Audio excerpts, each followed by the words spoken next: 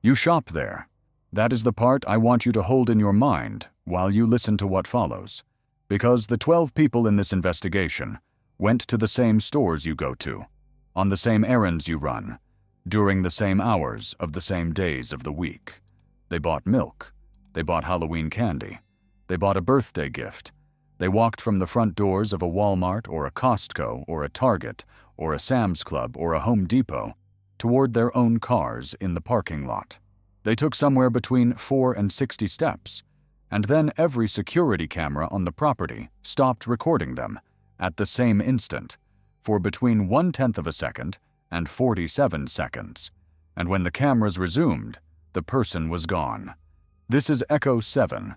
What follows comes from Freedom of Information Act requests filed against 10 county sheriff's offices and 4 city police departments: Cole County, Missouri; Benton County, Arkansas; Hennepin County, Minnesota; Frederick County, Maryland; Sedgwick County, Kansas; Orange County, California; Spokane County, Washington; Collin County, Texas; Alameda County, California; Jackson County, Missouri; Knox County, Tennessee, plus the Bentonville Police, the Spokane Valley Police, the Plano Police, and the Independence Police. I have the incident numbers. I have the supplementary reports. I have the forensic video consultant reports in 4 cases. I have the DVR synchronization logs in 3 cases, obtained from the retail chains directly, under subpoena cooperation arranged through the families. Some names in this investigation have been altered because the cases remain open, and several of the families have asked that identifying details not appear in public documentation. Where a name has been changed, the first name kept within it is close to the original. The locations, the stores, the times, the vehicles, and the physical evidence are unchanged. The DVR logs are unchanged. 12 people have disappeared from the parking lots of large American retail stores between 1996 and 2023. In every case, the subject was captured on surveillance entering the store. In every case, the subject was never captured exiting. In every case, the vehicle remained in the lot for days or weeks. In every case, the personal effects were inside the vehicle, or in 3 of the 12 cases, inside the cart the subject had been pushing toward the vehicle. The surveillance systems covered every exit. The footage was reviewed frame by frame by trained investigators. No subject walks out. Not through the main doors, not through the garden center, not through the automotive bay, not through the loading dock. The footage simply does not contain an exit. These are not cases of someone slipping through a blind spot. The blind spots have been mapped, tested, and excluded. Something else is occurring. And in every one of the 12 cases, the DVR logs show the same thing at the moment of disappearance. A sync dropout, not a corruption, not a failure. A brief loss of time code across multiple channels, resolving to a single interval, recorded in the DVR's internal diagnostic file as a network time protocol fault. Every forensic video analyst I have consulted describes this event in the same terms. They all say it looks like the cameras briefly lost their shared reference clock. They also all say there is no known cause inside the building that produces this pattern. The dropouts begin in the instant the subject leaves the camera's view. The dropouts end when the subject no longer exists on the lot. That is the thread. That is what connects the 12 cases. A physical, logged, recoverable signature in the surveillance infrastructure that the investigating agencies have never examined as a pattern, because the agencies do not share DVR logs across jurisdictions. I have them. I have examined them. They are consistent. They are real. I want to tell you about Paul first, because his case is the one that made me pull the others. I was not looking for a pattern when I started. I was looking at Paul because his daughter emailed me a file of Cole County incident documentation in March of 2023 and asked if I could read it. Paul had been missing 1.5 years by then. The documents were 900 pages. I read them over 3 weekends. On page 412, I found a detective's note about a shopping cart. The cart sat in parking space number 417 of a Walmart supercenter in Jefferson City, Missouri, for 19 days. Inside, a gallon of milk had gone solid. A package of chicken had thawed and refrozen through 4 temperature cycles of Missouri autumn. A receipt time stamped at 4:14 in the afternoon on a Tuesday in October of 2021 belonged to a man named Paul Creswell, who had walked out of that store, taken 11 steps toward his truck, and then stopped appearing on any camera on the property. His truck was parked 2 spaces from the cart. His wallet was in the cart. His phone was in the cart. He was nowhere. The cart stayed where he left it because the Walmart parking lot sweeper went around it. Because the shift managers assumed some other shift manager would deal with it. Because no one connected a spoiled gallon of milk in cart corral B to the missing person alert that had been posted on the front doors the week before. The cart had been logged as an abandoned property item 3 separate times during the 19 days it sat there, by 3 different Walmart employees, and no one had checked the contents until Paul had been missing for almost 3 weeks. When the manager on duty finally realized, she called the Cole County Sheriff's Office, and a detective drove out to look at a cart full of rotten groceries and a receipt that was now the most valuable piece of evidence in the case. The receipt placed Paul in aisle 27 at 4:09, at the deli counter at 4:11, at a self-checkout terminal at 4:14, and at the main exit doors at 4:15. The camera at those exit doors captured him walking out, pushing the cart. The next camera, mounted on the light pole at the edge of the first row of spaces, captured him, taking 11 steps. After that, he does not appear on any camera at that property. His truck, a 2018 Ford F-150 in a color the sales sheet called race red, was parked in space 4:15. The cart was left in space 4:17. Between the camera view and the truck, there are no intervening obstacles. It is a straight line of asphalt lit by 4 pole-mounted sodium lights and 1 mercury vapor light mounted on the Walmart exterior wall. The distance is approximately 60 yards. The time between Paul's last camera appearance and the time the cart was abandoned is under 40 seconds. The DVR log for that store shows a sink dropout across the 5 exterior cameras covering the first 3 rows of parking. Beginning at the second, Paul entered the camera frame. The dropout lasted 17 seconds. When the cameras resumed, the cart was in space 417. Paul was not. 40 seconds. 60 yards. A man pushing a cart in a fully lit lot on a clear October afternoon. He does not reach his truck. He does not return to the store. He is not captured walking in any other direction. His phone, which was inside the cart, received 2 text messages during those 40 seconds, both from his wife asking what time he would be home. The phone locked automatically without the messages being read. When the detective looked at the phone's location data weeks later, the last recorded ping put the phone within 6 feet of the cart, which is consistent with the cart sitting in space 417 the entire time.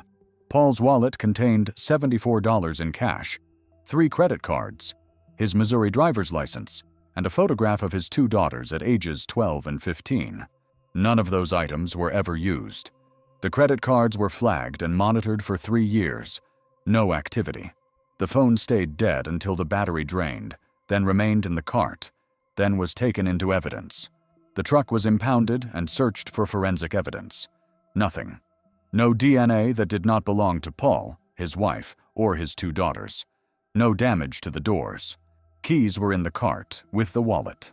Cole County investigators interviewed every employee working at the store that afternoon. 41 people. They interviewed customers who had been in the store during the window of Paul's visit, identified through credit card and loyalty program records. 213 interviews over 8 months. No one remembered seeing anything unusual. No one remembered seeing Paul in the lot. No one remembered any vehicle leaving the lot at speed, any disturbance in the lot, any sound, anything. The lot is surveilled by 17 cameras, not counting those inside the building. 16 of them have working feeds for that afternoon. One had been non-functional for 2 weeks due to a lightning strike the store had not yet repaired. The non-functional camera covered a section of the far west corner, approximately 80 yards from where Paul's truck was parked.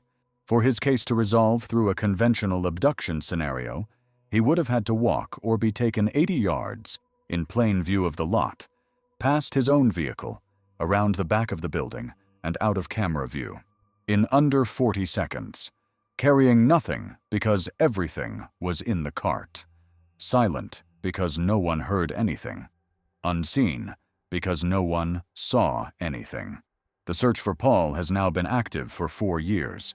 Cole County has classified the case as missing under suspicious circumstances. The FBI consulted in 2022. His wife, Kathy, visits the Walmart lot on the first Tuesday of every month and sits in her car in space 415 for approximately 10 minutes before driving home. Paul was a pipeline welder with 22 years at the same company, a youth baseball coach, and a man who had left a voicemail for his brother that same morning about a fishing trip planned for the following weekend. There was no history of depression, no financial distress, no marital trouble, no pending legal or professional problems of any kind. Paul disappeared at approximately 4:16 in the afternoon on a Tuesday in October. The sun was still up, the lot was busy, and he was gone. Now I want to tell you about the woman who disappeared from a Target in Overland Park, Kansas, at 6:37 in the evening on the 2nd of June, 2007. Her name was Kelsey Smith. I include her case because it is the single Walmart parking lot style disappearance that was resolved. And the way it was resolved is the reason every investigator who works these cases pulls her file for comparison. Kelsey was 18 years old. She had graduated from Shawnee Mission West High School 6 days earlier. She was planning to attend Kansas State University in the fall. On the evening of June 2nd, she told her father she was driving to the Target in Overland Park to buy a gift for her boyfriend, who had been her boyfriend for 6 months to the day. The errand should have taken her under an hour. She called her mother at 6:42 from inside the store to ask where the gift boxes were kept. That was the last conversation anyone had with her. When her father drove out at 11 at night to look for her, he found her car not at the Target, but in the parking lot of a Macy's store a quarter-mile away, outside a mall. The gift she had purchased was still on the passenger seat. Her purse was on the passenger seat. There was no blood, no struggle visible inside the vehicle. What made Kelsey's case different was the investigation. Overland Park police obtained surveillance footage from 43 cameras mounted across the Target and the adjoining retail complex. They reviewed every frame of every camera for the 2 hours that mattered. At 6:37 in the evening, they found Kelsey leaving the store through the main exit, pushing a shopping cart that contained the gift, a birthday card, and a single packaged sandwich. The footage then showed a man who had entered the store at 6:24, followed Kelsey through the aisles without making contact, and hurried out behind her at 6:37. In the parking lot footage, the man was visible approaching Kelsey at her vehicle. The footage showed her being forced into the driver's side of her own car. The man got in after her. Her Buick pulled out of the Target lot and did not return to public view for 50 minutes. At 7:27, the same Buick entered the Macy's lot, where a second camera captured the man exiting the vehicle alone and walking out of frame on foot. Kelsey was never seen alive again by any camera or any person. Her body was found on the afternoon of June 6th in a wooded area south of Kansas City. Forensic evidence from the Target cameras identified the man. He was convicted the following year and is serving a life sentence without parole. Every investigator who works big box parking lot disappearances now pulls Kelsey's case for one reason. The cameras caught the abduction, every step of it, from the aisle where he first followed her, to the lot where he forced her into the car, to the other lot where he left the car. Every minute accounted for, every movement documented. This is what the 11 other cases in this set do not have. This is the thing that sets them apart. Paul's cameras showed him leaving the store. Then they showed nothing. Not a man following him. Not a vehicle approaching. Not a flicker of movement in the 40 seconds during which he became not present. 16 working cameras across a well-lit lot. No footage of any incident. No footage of any exit. The detective in charge of Paul's case told me directly. If a crime occurred in that lot, it occurred in front of 16 cameras, and none of the cameras saw it. That is not how crimes work. That is not how anything works. And yet, here is Paul's cart, sitting in space 417 for 19 days. The third case I want you to know about is a woman named Linda Beckman, age 62, who disappeared from a Walmart supercenter in Bentonville, Arkansas, on a Wednesday morning in February of 2019 at approximately 9:41 in the morning. Bentonville is the town where Walmart's corporate headquarters sits. Linda worked at those headquarters. She had worked there for 31 years, starting as a regional auditor in 1988 and rising to senior director of logistics compliance. On the morning of February 6th, she left her office in the corporate campus at 9:15 to run an errand before an 11 in the morning meeting. The errand was to pick up printer ink from the Walmart on Southeast Moberly Lane, which is the closest retail Walmart to her office. She drove a 2017 Honda Accord, silver, which her husband Paul Beckman had bought her for her 60th birthday. She parked in the second row from the main entrance. Walmart surveillance captured her entering the store at 9:27. It captured her walking directly to the office supply aisle, selecting a 3-pack of HP ink cartridges and walking to the self-checkout at 9:34. Payment was made via her American Express corporate card. The receipt printed at 9:36. The camera at the main exit doors captured her walking out at 9:37, carrying the ink in a single plastic bag. And then, the sequence goes wrong. Between the exit door camera and the camera covering her row of vehicles, there is a gap of approximately 12 seconds while the subject would be walking the pedestrian crosswalk in front of the store. That 12 seconds is covered by a third camera, mounted on the overhang above the shopping cart corral. That camera was functioning. The feed was recorded. On playback, the camera shows Linda stepping off the crosswalk at the east end, taking 4 steps toward the parking lot. And then, the footage skips. Not static, not corruption. A clean skip of 47 seconds during which the timestamp advances, but the frame does not change. When the frame updates again, Linda is not in view. The crosswalk is empty. Her car is visible in the background. No one approaches her car. No one is visible in any direction. The camera covering her row of vehicles shows the same 47-second anomaly. The camera covering the row behind hers shows the same anomaly. 4 cameras on the south side of the building lost 47 seconds of footage at the same instant. The DVR logged this as a network time protocol fault, the same event class that shows up in all 12 case files. The other 12 cameras on the property, including those covering the north lot, the loading dock, the garden center, and the interior of the store, recorded the same 47 seconds without any anomaly. The store's internal cameras show customers inside shopping, employees moving, normal activity. No skip, no glitch. Only the 4 cameras covering the section of the lot Linda was walking into lost time in unison. Walmart's corporate security was involved in the investigation within hours, given Linda's position. They sent a team of their own technicians to analyze the footage. The technicians could not explain the skip. The cameras were on a single distributed video recorder unit that synced time via network time protocol. An outage of that DVR would have affected all 16 connected cameras, not 4. A targeted outage of 4 cameras would require a physical interception of their individual feed lines, which run through conduit above the interior ceiling, and would have required someone inside the store with specialized equipment. The DVR logs showed no unauthorized access. The network logs showed no unusual traffic. The skip simply occurred in 4 cameras for 47 seconds, beginning at the moment Linda stepped off the crosswalk. When I asked a retired Bentonville detective about this directly, he told me he had worked in that town for 28 years and had never seen a footage anomaly of that precise shape. He told me the team considered every conventional explanation, including a sophisticated insider attack by someone with both physical and network access. Nothing fit. The attacker would have had to know the moment Linda would step off the curb, intercept 4 specific camera feeds simultaneously, hold the interruption for exactly the duration needed, and then restore all 4 feeds without leaving any trace in the system logs. Linda's car remained in the lot for 11 days before her family, through Walmart Corporate, had it released and moved to a police impound lot.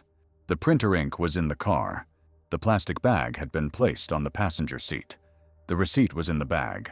The car was locked. Linda's keys were in her purse. Her purse was in the car. Her phone was in the car. There was no sign of forced entry.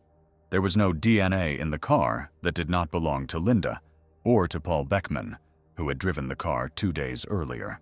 The car had been started and driven into the lot at 9:25, parked, and then not started again. The engine's computer confirmed the timestamp. The car had not moved. So the question reverses itself. If Linda did not reach her car, who put her purse and her phone and her ink cartridges inside the car and locked it from the outside? The keys were with the purse. Any conventional scenario requires someone to have taken the keys, opened the car, placed the items inside, closed the car, and locked it. None of this is captured on any camera. The 4 affected cameras resumed recording at 10 minutes past 10 in the morning, showing an undisturbed lot and a car that had not been approached. Yet the car contained items that had to have been placed there after Linda walked out of the store. The items were in the car. The car was locked. No one approached it on camera. Linda has not been seen since 9:37 in the morning on February 6, 2019. The case is listed as open missing under suspicious circumstances by the Bentonville Police Department. The FBI reviewed the footage anomaly in 2020 and classified it as unexplained. Her husband Paul still lives in the same house. Her sister Susan keeps a photograph of Linda on her desk at the corporate campus, 2 floors below Linda's former office, which is now occupied by someone else. The 4th subject I want to document was the youngest of the 12. He was 17 years old. His name was Michael Pembroke, and he disappeared from the Costco in Maple Grove, Minnesota, at 12:19 in the afternoon on a Saturday in August of 2017. Michael was at that Costco with his mother, Dana Pembroke, who was Costco member number 16 million something, because that is how long she had been a member. Michael had walked in with her, separated from her in the frozen food section, because she asked him to get a package of bacon from the meat counter, and told her he would meet her at the concessions area by the main exit when she was done. Dana finished her shopping at 12:26 and walked to the concessions area. Michael was not there. She waited 19 minutes before becoming worried. She then walked the entire store looking for him, returned to the concessions area, waited another 10 minutes, and at 12:56 went to the customer service desk and asked them to page him over the store intercom. They paged his name 3 times over the following 15 minutes. He did not appear. The Costco assistant manager, a woman named Sarah Whitaker, pulled the footage from the entrance cameras at 1:07. Michael had entered the store with his mother at 11:58. The camera covering the meat counter showed him selecting a package of bacon from the refrigerated case at 12:15. The camera at the main interior thoroughfare showed him walking back toward the entrance area at 12:17, still holding the bacon, presumably heading to the front of the store to meet his mother. After 12:17, he is not visible on any interior camera of that Costco. He did not pass the exit checker. He did not go through the front doors. He did not pass the emergency exits, all of which trigger alarms when opened, and none of which triggered that day. He did not go to the restroom. The cameras covering the restroom hallway show no one matching his description entering. He did not go back to any department. He did not reach the concessions area where his mother was waiting.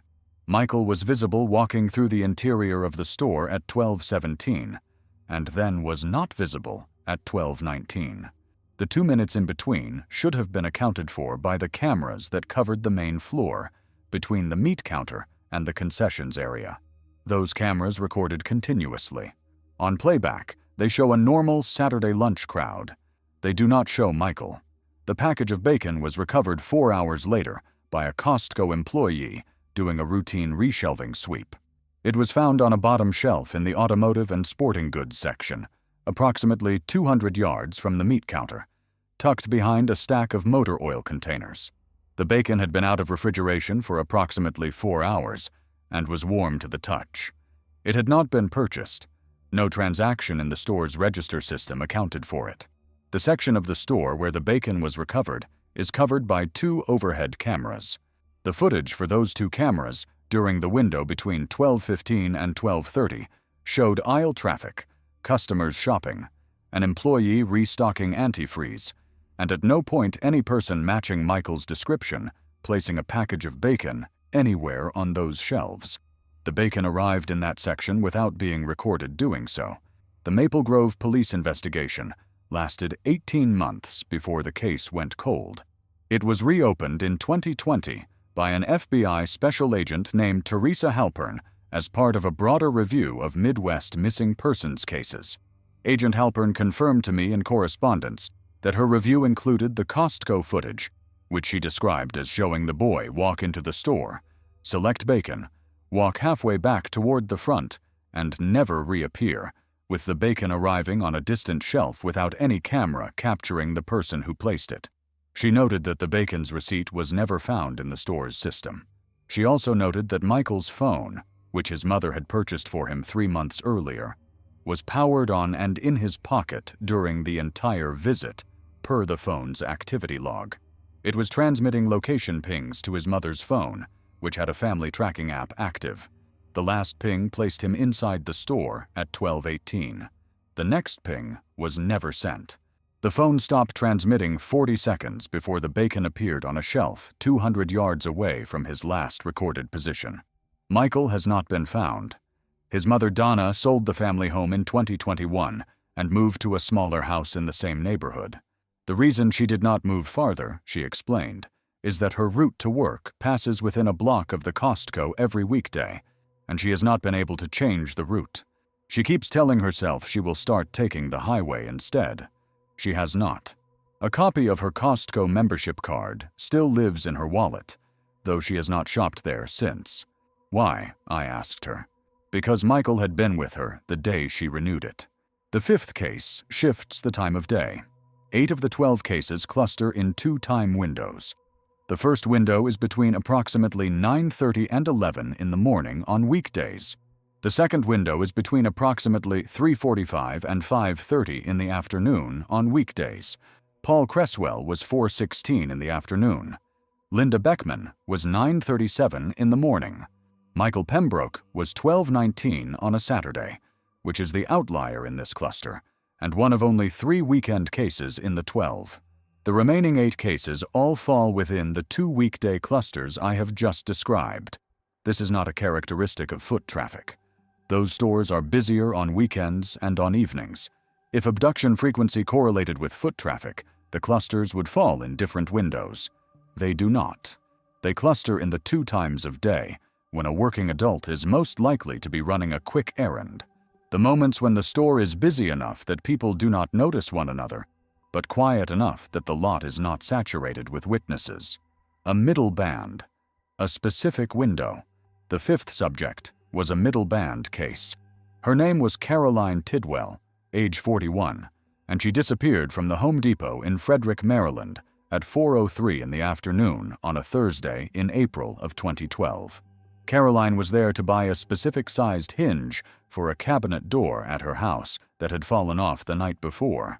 She was a middle school art teacher. Her husband was on a business trip to Denver. Her 2 children, ages 8 and 11, were at an after-school program until 5:30. Caroline's plan for the afternoon was to pick up the hinge, install it before dinner, and have the cabinet door back on by the time her husband came home 2 days later. She entered the Home Depot at 3:54. The camera at the lumber aisle corner captured her walking past at 3:56, carrying nothing. The camera at the hardware aisle captured her selecting a package of 2 brass cabinet hinges at 3:58. The self-checkout terminal at the garden center exit processed her purchase at 4:01. The receipt was for $14.67. The camera at the garden center exit captured her walking through the sliding doors at 4:02, carrying a yellow plastic bag containing the hinges. The Home Depot Garden Center exit opens onto a section of the parking lot that is primarily used by contractors and professional customers. The camera at the exterior of the garden center has a wide-angle lens covering the first 3 rows of parking spaces. Caroline's car, a 2010 Toyota RAV4 in metallic blue, was parked in the second row, approximately 30 yards from the garden center exit. The camera shows her step out of the garden center doors, take a direct path toward her vehicle, and walk behind the first row of parked cars. The view of the second row, where her car was parked, is partially blocked by a parked pickup truck in the first row. For approximately 4 seconds, Caroline is out of the camera's direct view behind the pickup truck. When the angle should have cleared, when she should have emerged walking along the second row or crossing the aisle to her vehicle, she does not appear. The pickup truck did not move. The camera did not skip. The footage is continuous. Caroline walked behind the pickup truck at 4:03 and did not walk out the other side. The pickup truck that blocked the camera's view belonged to a man named Roger Deacon, a drywall contractor who had parked there 90 minutes earlier and was at that moment inside the Home Depot buying joint compound. His truck remained in the lot until 4:31, when Roger returned to it, loaded his purchase, and drove away. Frederick police interviewed Roger within the week. His timeline and receipts matched perfectly. He was inside the store when Caroline's footage anomaly occurred. The space beside his truck, where Caroline should have passed, is approximately 8 feet wide. The adjacent row contained 4 vehicles between her car and the garden center exit. Every one of those 4 vehicles was traced, every owner interviewed. No one reported seeing anything. No one had cameras on their vehicles. In 2012, dash cameras were rare. There is no footage of the 4 seconds during which Caroline should have walked along the second row to reach her RAV4. Her car contained nothing. She had left her purse, her phone, and everything else at home because she was running a 5-minute errand. The only things she took were her keys and her wallet containing her debit card. The debit card recorded the transaction at 4:01. The keys, when her car was searched 2 days later, were not found. Her car was unlocked. The driver's seat was adjusted to her usual position. The vehicle had not been entered or driven since she parked it. Caroline's husband flew back from Denver the morning after she was reported missing. Her children stayed with her sister for 9 days before he returned to take them home. The Frederick Police Department conducted a full grid search of the parking lot, the adjoining shopping center, and the wooded area behind the Home Depot. Nothing was recovered. Nothing that could be linked to Caroline has ever been recovered. The yellow plastic bag containing the 2 brass hinges was found 4 days later in a cart corral on the opposite side of the parking lot, approximately 180 yards from where Caroline's car was parked. The bag was not in a cart. It was resting on top of the metal frame of the corral. There is no camera coverage of the specific corral where the bag was found. The cameras on the north side of the lot were older and had been scheduled for replacement. Whoever placed the bag there was not captured on footage. The bag contained only the hinges and the receipt. The hinges were still in their factory packaging. The receipt time stamped 4:01 was inside the bag. When the Frederick detective showed the bag to Caroline's husband, he identified it immediately. He told me years later that he had not cried during the entire search until he saw the bag, because the bag meant Caroline had reached her car, or had reached the space where her car was, and then gone somewhere that was not home. The case remains open. Caroline Tidwell has not been located. The cabinet door at the house, her husband told me, still has a single hinge. He never replaced the other one. The DVR from that Home Depot had been decommissioned and replaced in 2017, 5 years after Caroline's disappearance, and the original storage drives had been disposed of per corporate policy. But the Frederick police had obtained a copy of the diagnostic log at the time of the investigation, and that copy sat in the case file for a decade before I requested it in 2023. The log showed a network time protocol fault across 3 cameras on the south side of the building, the cameras covering Caroline's row of vehicles at the time stamp when she passed behind the pickup truck. The fault lasted 4 seconds. 4 seconds is a long time in that kind of log. Long enough for Caroline to have walked the 8 feet behind the truck and emerged on the other side, if she was walking at the speed she had been walking. She did not emerge. The cameras recorded asphalt. The 6th case I want to describe is the case that convinced the Kansas Bureau of Investigation to classify the pattern as something worthy of interagency review. The subject was a 34-year-old man named David Freeman, who disappeared from a Sam's Club in Wichita, Kansas, on a Tuesday in November of 2015 at 10:12 in the morning. David was a commercial truck driver who had just returned from a 3-day run to Texas. He had parked his pickup truck, which was not his commercial vehicle, in the Sam's Club lot to buy a case of motor oil and a case of bottled water. He entered the store at 9:58. The camera at the automotive section showed him selecting the motor oil. The camera at the beverage section showed him loading 4 cases of water onto a flatbed cart. The camera at the checkout showed him paying at register 4. The receipt printed at 10:09. The camera at the exit doors showed him pushing the loaded flatbed cart through the exit at 10:10. And this is where David's case differs from every other in the set. David's car was parked approximately 70 yards from the main exit doors, in a section of the lot that was almost entirely empty because it was a Tuesday morning with light traffic. He pushed the cart across the lot toward his truck. The camera at the exit captured him walking away. At a distance of approximately 40 yards, at a point in the lot covered by the main parking area camera, David stopped pushing the cart. He is visible in the footage standing beside the cart, not moving, looking in a direction that is not toward his truck. He is looking toward the far northwest corner of the lot, which contained at that time a tree line separating the Sam's Club property from an adjacent commercial lot occupied by a warehouse. The footage shows David standing still for approximately 8 seconds. Then he turns and walks away from the cart in the direction he had been looking. He leaves the cart in the middle of the parking lot aisle. He walks approximately 30 yards toward the tree line at a steady pace. He is captured by a second camera at that distance for 4 more seconds before he walks out of camera range. David's truck, a 2008 Chevy Silverado, remained in the lot. The flatbed cart remained in the middle of the aisle. The motor oil and bottled water remained on the cart. David's phone was in his truck on the center console. His wallet was in his back pocket per camera footage. The truck was locked. His keys were found 2 weeks later by a Sam's Club employee doing a lot sweep. The keys were on the asphalt, 18 inches from the edge of the tree line, in the exact direction David had been walking when he left the camera's range. The tree line led to a chain-link fence topped with barbed wire. The fence was intact. No break, no cut, no damaged section. The Sam's Club side of the fence was clear asphalt. The other side of the fence was the warehouse property, also asphalt. The warehouse had its own cameras. Those cameras covered the fence line. On playback, those cameras show nothing.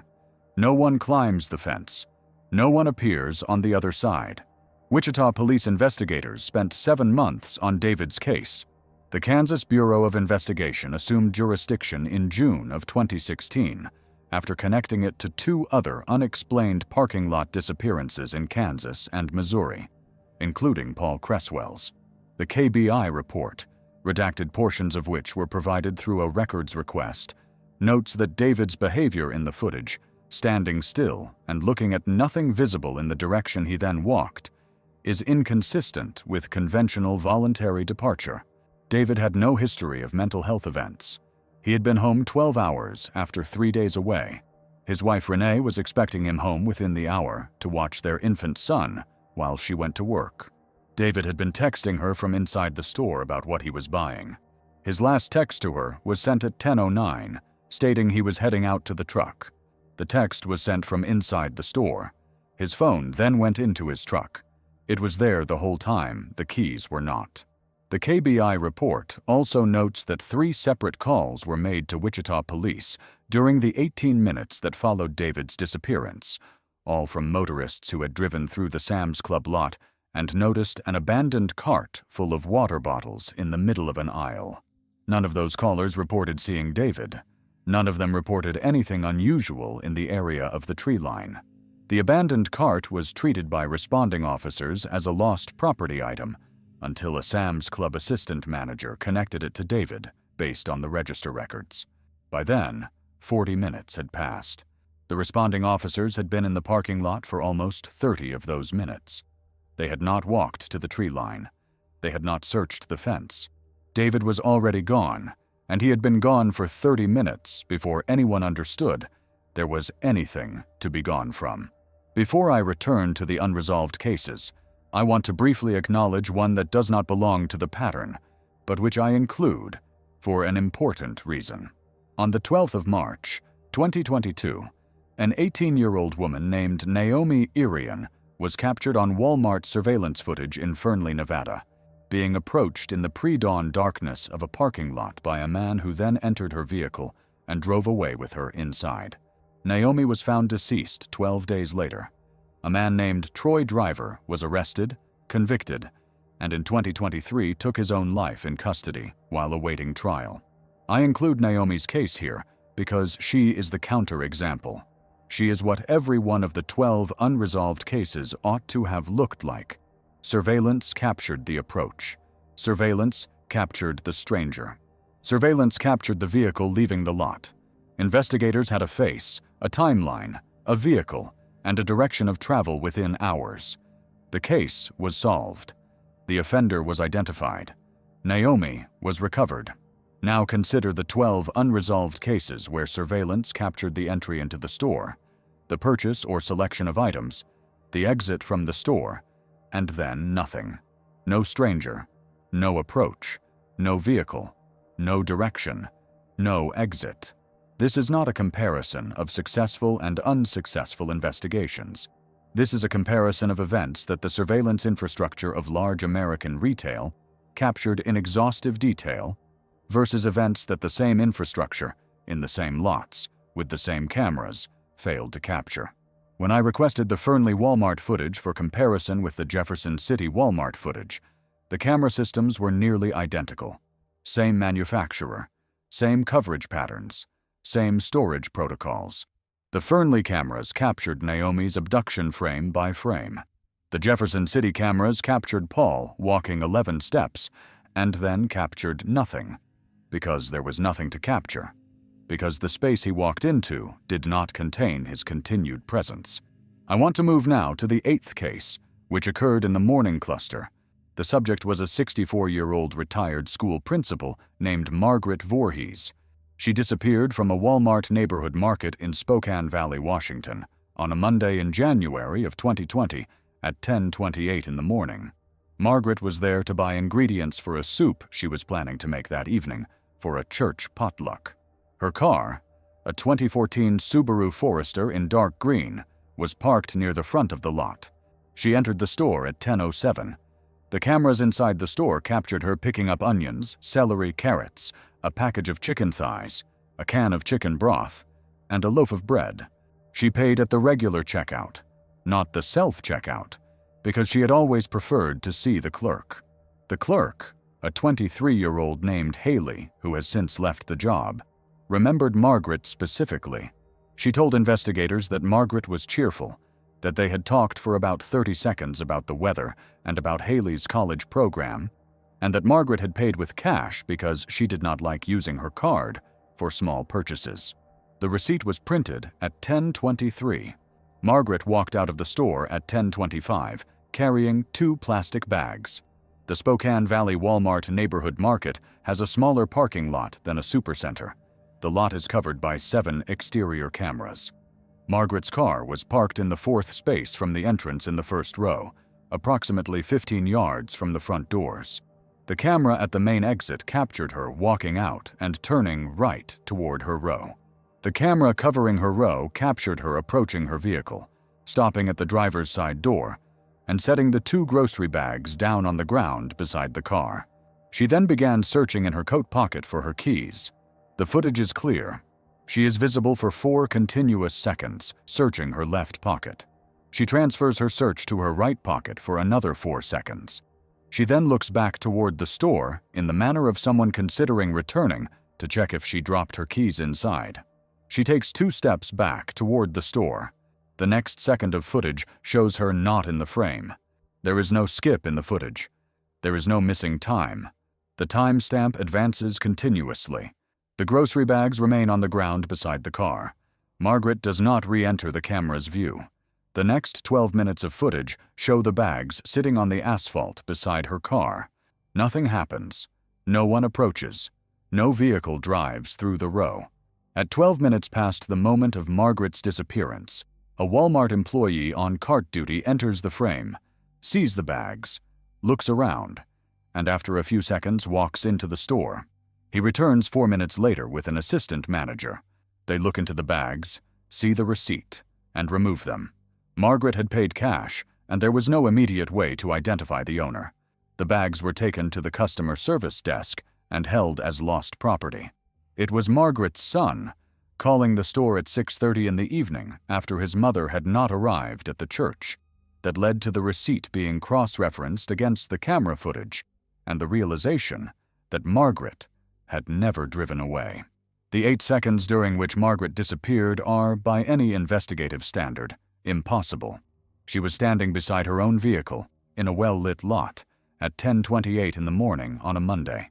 The lot had at that moment approximately 40 other vehicles and a steady flow of customers in and out of the store.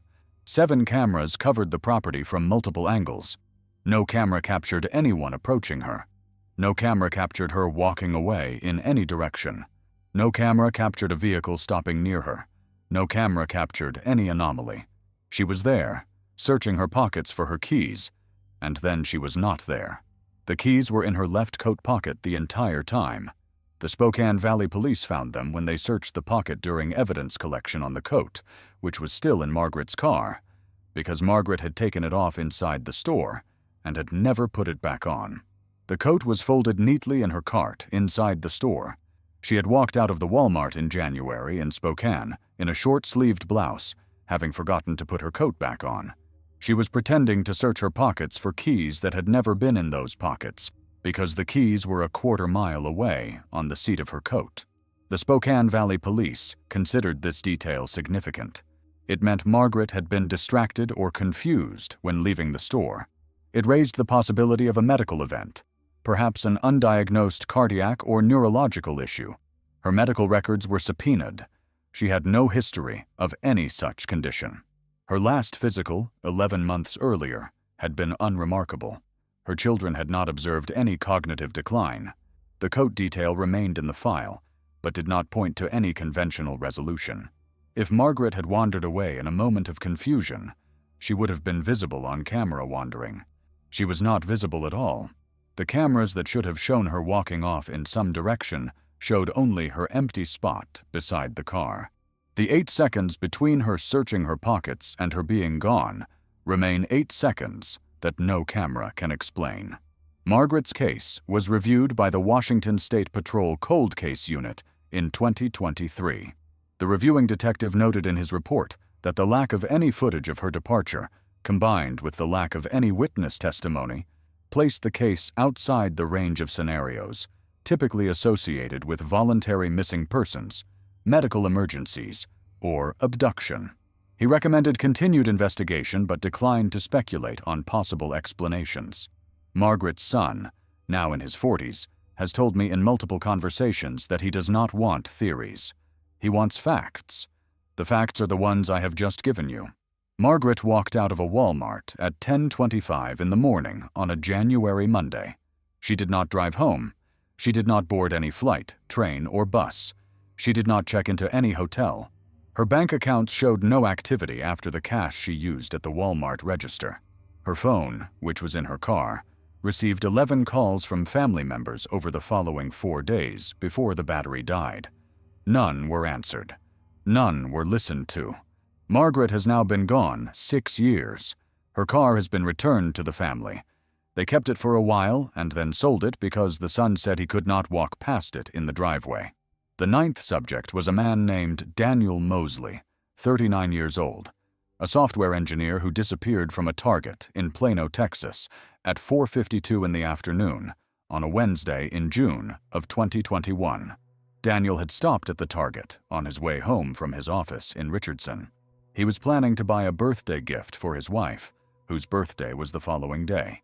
His wife knew he was stopping somewhere, but did not know where. When he did not arrive home by 7, she called his phone and received no answer. When she called his office, she was told he had left at 4:15. She filed a missing persons report at 10:30 that night. The Plano Police review of Target's footage took 48 hours. Daniel had entered the Target at 4:37. He had walked directly to the women's accessories section. He had looked at scarves for 6 minutes. He had selected a gray wool scarf with a pattern of small blue flowers, his wife's favorite color. He had taken the scarf to a gift wrap counter, paid for gift wrapping, and waited while the attendant wrapped it. The transaction was recorded at 4:48. The camera at the main entrance showed him walking out at 4:51, carrying a Target bag with the wrapped gift inside. His car, a 2019 Hyundai Sonata in black, was parked in the second row of the main lot. The main entrance camera, the row camera, and 2 additional exterior cameras covered the path between the doors and Daniel's car. All 4 cameras were functioning. All 4 cameras recorded continuously that afternoon. At 4:52, Daniel is visible walking away from the entrance in the direction of his vehicle. He takes approximately 15 steps. He then stops. He does not turn. He does not look around. He simply stops mid-stride. The footage shows him standing still for 3 seconds. His posture does not change. His arms do not move. His head does not turn. For 3 full seconds, he is as still as a photograph. The 4th second of footage shows him gone. No blur of motion. No skip in the footage. 1 frame contains Daniel. The next frame, 1/30th of a second later, because the cameras recorded at 30 frames per second, does not contain Daniel. There is no transitional frame. There is no intermediate position. The Target bag he had been carrying falls to the asphalt in the same frame that he disappears, which is the only frame that shows the bag falling. In the following frame, the bag has already landed, because he was not there to hold it, because something between one frame and the next had removed him. I have watched the footage. It was provided to me by Daniel's wife, who had been given a copy by the Plano Police Department during their investigation. I watched it on my laptop at my kitchen table in January of 2024. I watched it at half speed. I watched it frame by frame. The transition between the frame with Daniel and the frame without Daniel is what I had been told it was. There is no interpretation. There is no explanation. The frame rate cannot resolve any movement that occurred in that 1/30th of a second. But whatever happened to Daniel happened faster than the camera could record it. A human being doesn't move that fast. A human being falling to the ground is visible across multiple frames. A human being being pulled, dragged, lifted, or thrown is visible across multiple frames. Daniel's Target bag took 3 frames to fall the approximately 3 feet to the asphalt. Daniel took 1 frame to not be there. The physics of the bag falling proves the physics of the lot were normal that afternoon. Things fell at the rate things fall. Daniel did not fall. He was replaced by his absence between consecutive frames. Plano Police Detective Kenneth Reyes, who led the investigation, retired in 2023. Before he retired, he consulted with a forensic video analyst at the FBI field office in Dallas.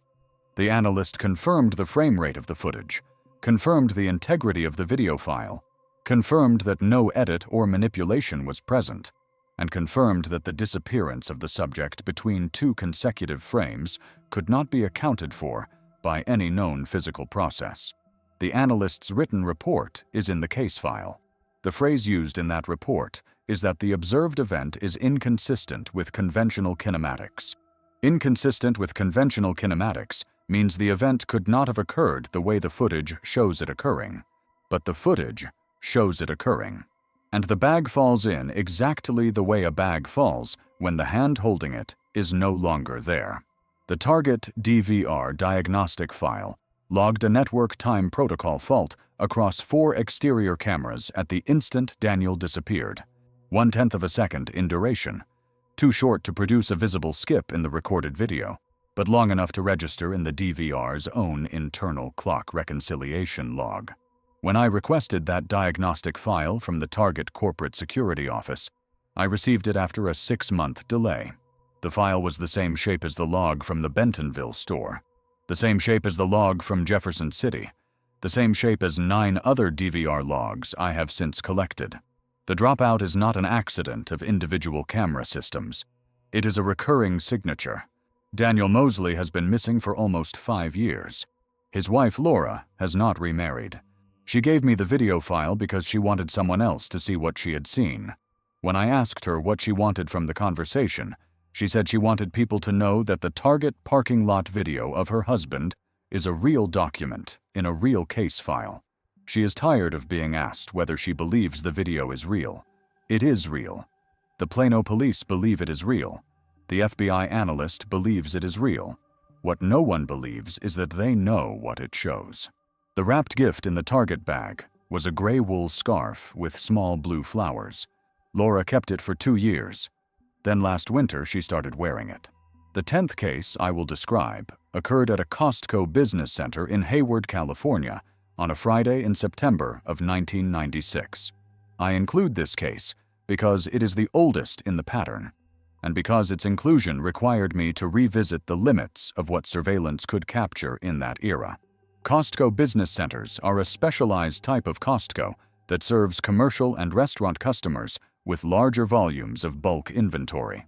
The Hayward location had 13 exterior cameras in 1996, which was a significant number for the period. The subject was a 44-year-old restaurant owner named Joseph Whitfield, who ran a small family diner in Fremont. Joseph came to the Hayward Business Center every other Friday to stock up on supplies for his diner. He was a regular. The Costco staff knew him by name. On the 13th of September, 1996, he arrived at 10:40 in the morning. Joseph's routine was consistent. He would park in the same area of the lot, a section on the north side near the loading dock entrance that most civilian customers did not use. He would walk to the produce section first, then the meat coolers, then the dry goods. He would push a flatbed cart, load it with between 8 and 12 cases of supplies, pay at the commercial customer register, and then wheel his cart across the lot to his box truck. He had followed this routine every other Friday for 3 years, without variation. On September 13th, 1996, his routine ran normally until 11:15 in the morning, when he finished loading his cart and pushed it toward the exit. The exit to the north side lot was a rolling commercial door that opened onto a dedicated loading zone. The camera mounted above that door recorded Joseph pushing his cart through at 11:17. The camera at the edge of the loading zone showed him crossing the zone at 11:18, heading for his truck, which was parked approximately 40 yards further into the lot. The camera covering that section of the lot was the old vacuum tube type, and the footage is of lower quality than modern digital. But the footage is clear enough to show Joseph walking toward his truck, pushing the loaded cart for approximately 20 yards. Then a large semi-trailer, which had been parked in an adjacent loading bay, began to back out. The trailer temporarily blocked the camera's view of Joseph for approximately 11 seconds. When the trailer cleared the frame, Joseph was not in view. Neither was the cart.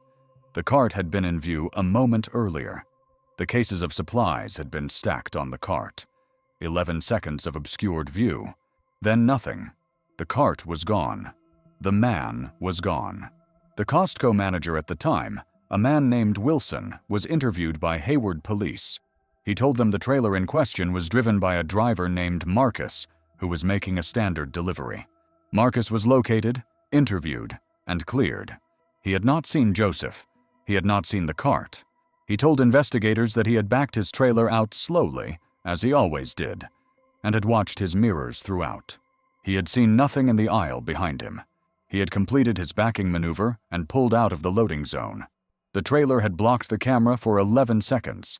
Something had happened in those 11 seconds that removed Joseph, his cart, and 12 cases of restaurant supplies from the lot. Joseph's truck was in the lot. It had been parked where he always parked it. His wife, who came to the Costco with his brother the following morning, identified it. The cab was locked. The keys were not present. The back of the truck was empty. The 12 cases that had been on the cart, which would have weighed approximately 600 pounds, were never recovered. No truck had left the Costco during the period in question, according to the gate logs kept by the commercial entrance attendant. No vehicle had exited the north lot. No one had seen anything. 11 seconds of obscured camera view and 600 pounds of goods plus one man, plus one flatbed cart were gone. The Hayward police investigation ran for 18 months before the case went cold. I was able to review portions of the case file through a California public records request because Joseph's widow, Carol Whitfield, is still alive and authorized me to access them. Carol is now 72 years old. She described on a phone call how she had been planning to retire with Joseph the following year. They had been married for 19 years when he disappeared. They had 2 children, now adults, who have their own children. Carol said she had driven past that Costco business center 1,700 times in the 29 years since her husband walked into it and did not walk out. Semi-trailers still bother her, she said. She always thinks about the one that blocked the camera. The next case I need to describe is the most directly confronting of the whole set. It occurred on the 22nd of August, 2023, at a Home Depot in Independence, Missouri, at 4:29 in the afternoon on a Tuesday. The subject was a 36-year-old plumber named Ryan Cantwell. Ryan was at the Home Depot on a professional errand. He was picking up PVC fittings for a job the following morning. He was at the Home Depot for 11 minutes. The cameras captured him from the moment he walked in to the moment he walked out. He loaded 3 specific fittings and a 5-foot section of PVC pipe into a small orange plastic basket. He walked to the contractor's checkout. He paid with a credit card issued to Cantwell Plumbing. The transaction was at 4:27. He walked out of the contractor's exit at 4:28, carrying the pipe over his shoulder and the basket in his other hand. Ryan's work van, a 2020 Ford Transit with Cantwell Plumbing signage on the side, was parked in the contractor lot approximately 30 yards from the exit. The camera at the exit captured his departure. The camera covering the contractor lot captured him walking toward the van. The distance from the exit to his van was fully covered by 2 functioning cameras with overlapping fields of view. Ryan is visible walking across the lot. He reaches the driver's side door of the van. He sets the orange basket on the ground beside the door. He leans the section of PVC pipe against the van. He reaches into his pocket for his keys. He pulls out the keys. He inserts the key into the door lock. He turns the key. The door unlocks. He opens the door. He stands in the open door for approximately 2 seconds. His hand is on the door frame. His other hand is holding the keys. He is looking down into the cab of the van. The footage shows this clearly. Then, in the next frame, the door is still open, but Ryan is not there. The orange basket is still on the ground where he set it. The section of PVC pipe is still leaning against the van. His keys are on the asphalt directly below where his hand had been holding them. The footage is continuous. There is no skip. The frame with Ryan standing at the open door is followed by the frame without him. 1 frame. The keys begin to fall in the frame he disappears from. They land 1 frame later. 2 frames after he is gone, a breeze catches the sleeve of his hooded sweatshirt, which is lying on the asphalt directly below where he had been standing. The sweatshirt had been on his shoulders because he had been wearing it. It fell because he was no longer inside it. This detail is in the police report. It is noted by the Independence Police Department as an observation of the footage. The sweatshirt fell because it no longer had a body inside it. The sweatshirt lay on the asphalt in the shape a sweatshirt takes when it falls. His boots were also on the asphalt, 2 feet apart, laces still tied. His jeans were folded at the knee where he had been standing. His clothing had not been removed. His clothing had been vacated.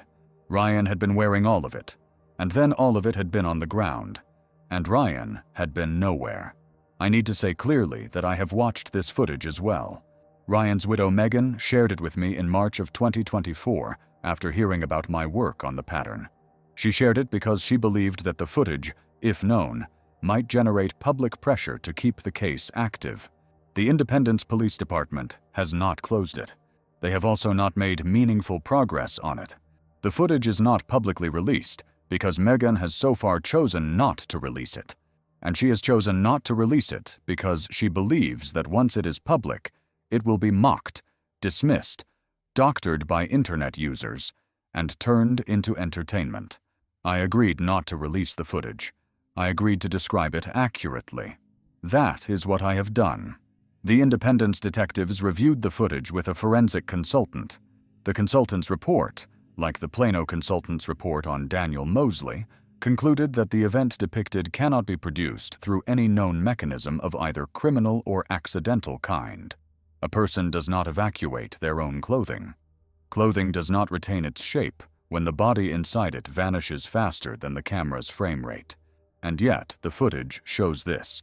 The clothing is in the shape of a standing man, and then in the next frame, the clothing is collapsing because the man is gone, and it collapses exactly as clothing would if the support inside it had been removed at instant speed. Whatever happened to Ryan Cantwell happened at a rate of acceleration that no camera system can resolve. The frame contains him. The next frame contains empty clothing. The duration between those frames is approximately 33 milliseconds. Ryan's keys were recovered by the Independence Police. The orange basket with the PVC fittings was recovered. The section of pipe was recovered. The clothing was recovered. It was packaged as evidence and retained. His credit card was never used after the Home Depot purchase. His phone, which had been in his pants pocket when the pants fell to the asphalt, was recovered from the pants. The phone's records showed no activity after 4:27. Ryan's van was impounded and searched. Nothing inside the van was out of place.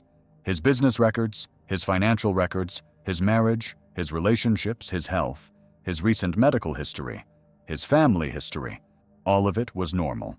There was no reason Ryan Cantwell should have disappeared that afternoon. There was no conventional cause for it.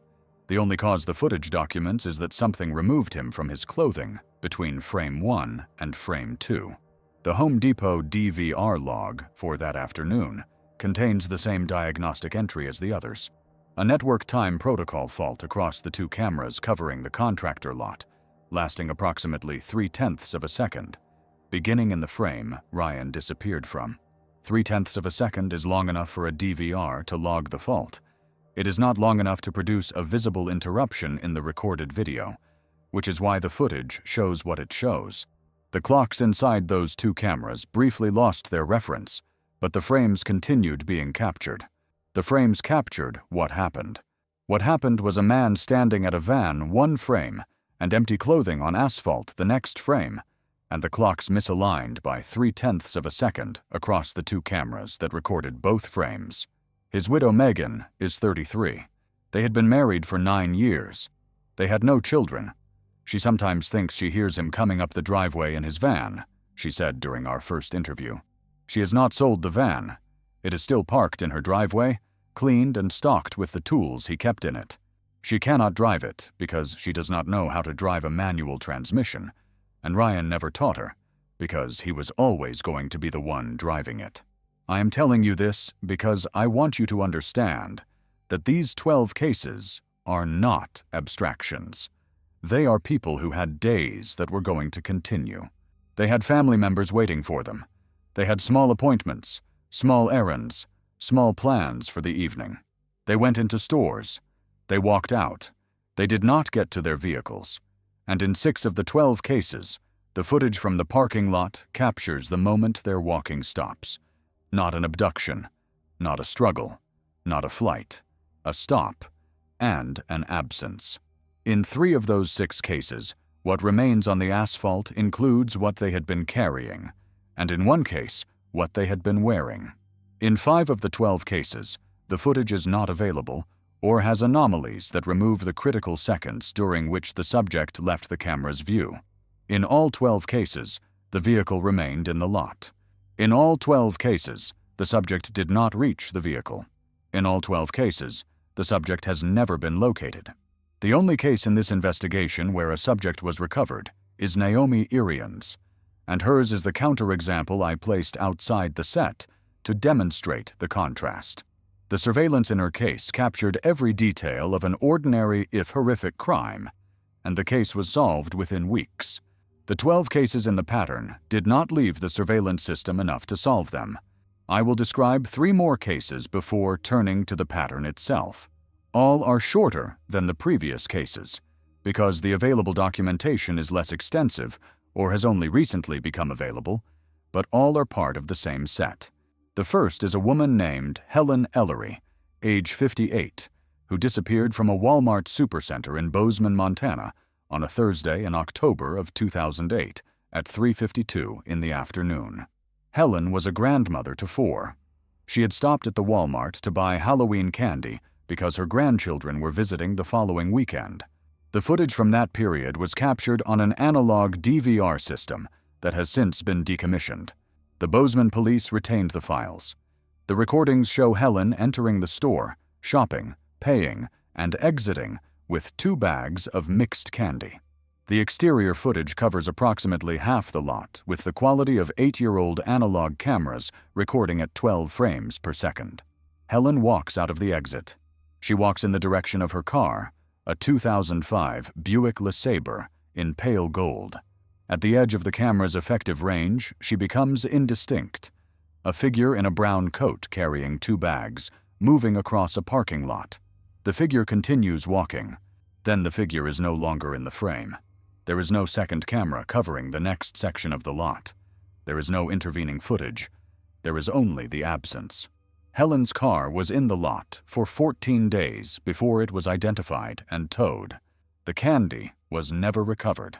She had paid with cash. The receipt was in her pocket, according to the investigation, which means when Helen left her car, her pocket was still on her.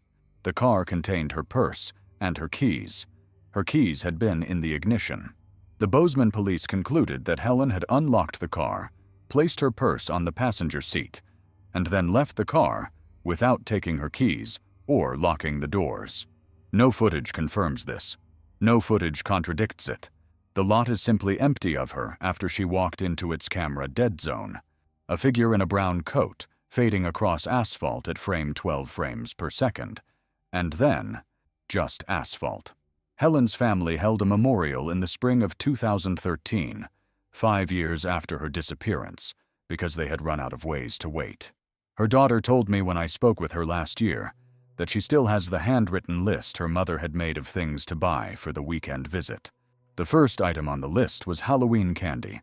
The second was construction paper. The third was orange juice. Her mother had gotten one item into a cart and then had stopped existing between one camera's view and the next camera's non-view.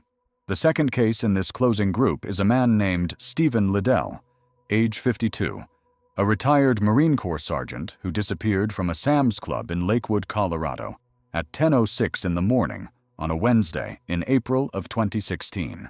Stephen had served 22 years in the Marines before retiring in 2012. He was physically fit, mentally sharp, and had no unresolved personal or professional issues. He had gone to the Sam's Club to buy a case of protein powder. The entire transaction took him 11 minutes. The footage of the interior is complete. Stephen selects the protein powder, walks to the checkout, pays, and exits carrying the case under one arm. Stephen's car was parked in the 3rd row from the entrance.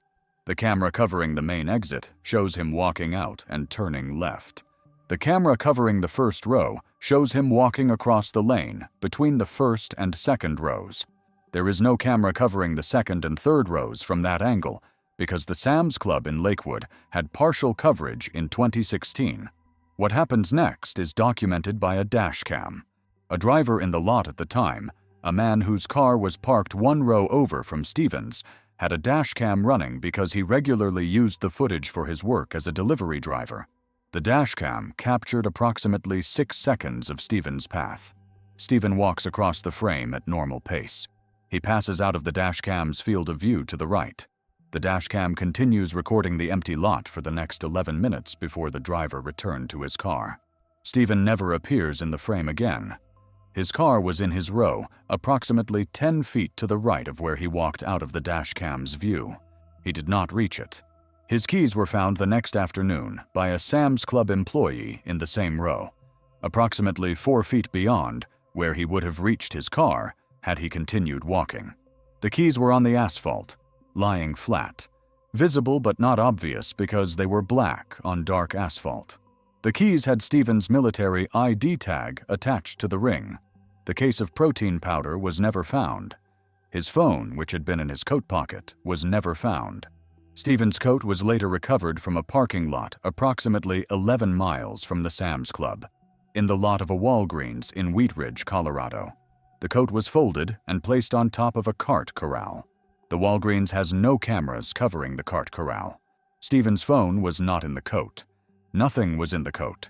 The coat had been his.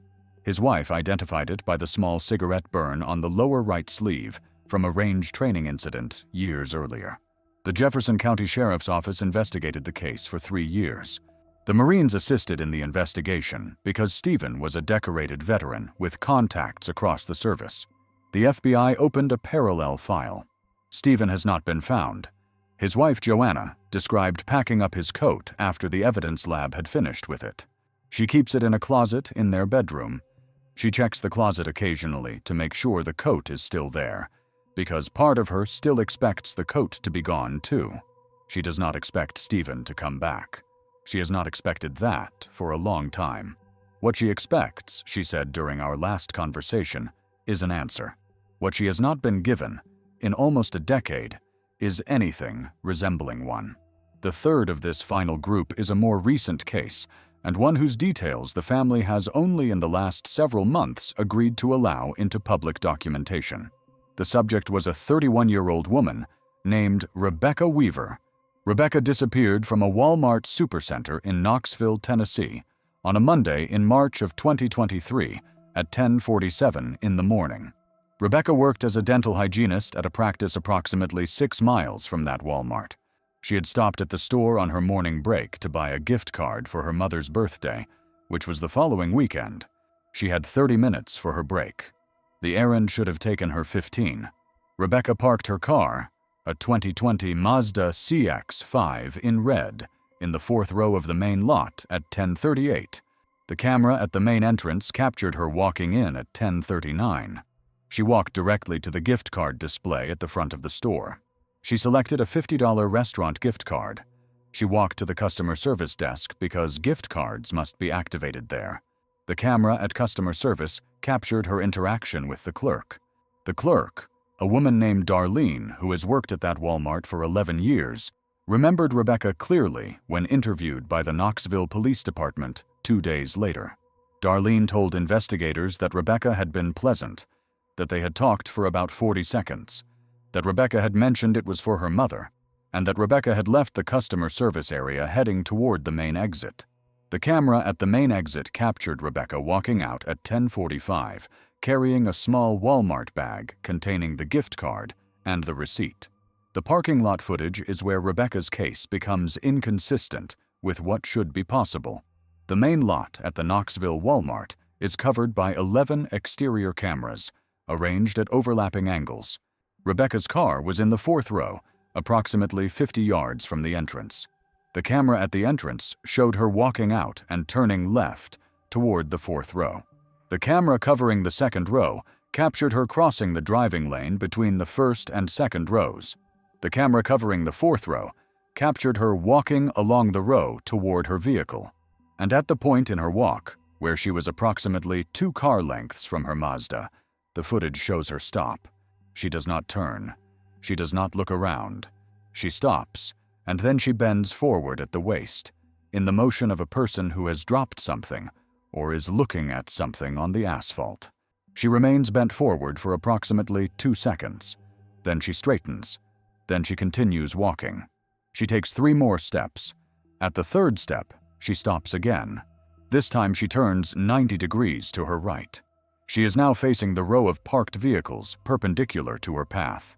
She stands facing that row for 4 seconds. The camera cannot see what she is looking at, because the view is blocked by the vehicles. She then takes 1 step toward the row of vehicles. The camera loses her, because she has stepped behind a minivan parked in the 3rd row. The minivan remained parked. Its owner was inside the store. The camera from the other side of the 3rd row, which should have shown Rebecca emerging on the far side of the minivan or between vehicles, shows no such emergence. The minivan blocks the view for an effective obstruction of approximately 12 feet. Rebecca did not walk 12 feet. The camera on the far side captures nothing but the normal background of a parking lot. The view is complete. No person walks out. No person appears in any direction consistent with her continuing behind the row of vehicles. The Knoxville police conducted an immediate canvass of the lot when Rebecca was reported missing at 1:30 in the afternoon by her employer, who had called her phone repeatedly without answer. The minivan owner was located inside the store. He was interviewed. He had been shopping in the automotive department at the relevant time. He had not returned to his vehicle until after 2 in the afternoon. His minivan had not moved. The vehicles flanking the minivan on either side were also located and their owners interviewed. No one had witnessed anything. No one had approached the third row in the window between 10:45 and 10:49. The camera footage confirmed this. No vehicle had driven through the row. No person had walked through the row. The row was undisturbed. Rebecca had stepped behind a stationary minivan and had not stepped out the other side. Her Mazda was in the 4th row. It was locked. Her keys were in the small Walmart bag. The bag was found 4 days later by a lot attendant. It was resting on the asphalt approximately 6 feet from the minivan. On the side of the minivan Rebecca had walked behind. The bag was dry, despite 2 rainstorms having passed through Knoxville during the intervening 4 days. The bag had been placed after the most recent rain, which ended the previous evening. The keys were in the bag. The gift card was in the bag. The receipt was in the bag. Rebecca was not in the bag, not in the minivan, not in the Mazda, not in the lot, not in Knoxville, and not in any database that tracks human beings who continue to exist. Knoxville police consulted with the University of Tennessee Forensic Video Analysis Lab. The lab confirmed the integrity of the footage. The analyst's report noted the behavioral irregularity of Rebecca stopping twice before her disappearance. The first time to look at or for something on the ground. The second time to orient toward a direction from which nothing visibly originated. The analyst also noted that the placement of the Walmart bag after the rain could not be accounted for by any camera on the property. Between the time Rebecca stepped behind the minivan and the time the bag was found, no person approached the location of the bag on any of the 11 cameras. 11 cameras, 4 days, no approach. And yet the bag was placed after the last rain, which is a narrow window of approximately 14 hours. 14 hours of footage across 11 cameras. No one approached the minivan's rear parking area, and yet the bag arrived. Rebecca Weaver has been gone 3 years now. Her mother, whose birthday gift sat on the asphalt in an unused Walmart bag, refused to open it. The Knoxville Police Department returned the gift card to the family 8 months after the incident. Rebecca's mother, a woman named Patricia, did not activate it.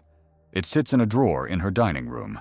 She explained to me on the telephone last year that she does not know what to do with the card. If she activates it and uses it at the restaurant, she said, it will feel to her like accepting the gift from a daughter who did not get to give it. If she does not activate it, the card will eventually expire, and then Rebecca's final act of her working morning, the act of buying her mother a gift, will become an act that accomplished nothing. Patricia has not decided. She admits she probably will never decide. She will leave the card in the drawer until she is no longer here to leave it, and then Rebecca's younger sister will have to decide, and she will probably also not decide, and the card will pass down through the family as an unresolved object until everyone who remembers Rebecca has forgotten the restaurant. I tell you this not for pathos, but because the objects in these cases are the most concrete thing about them.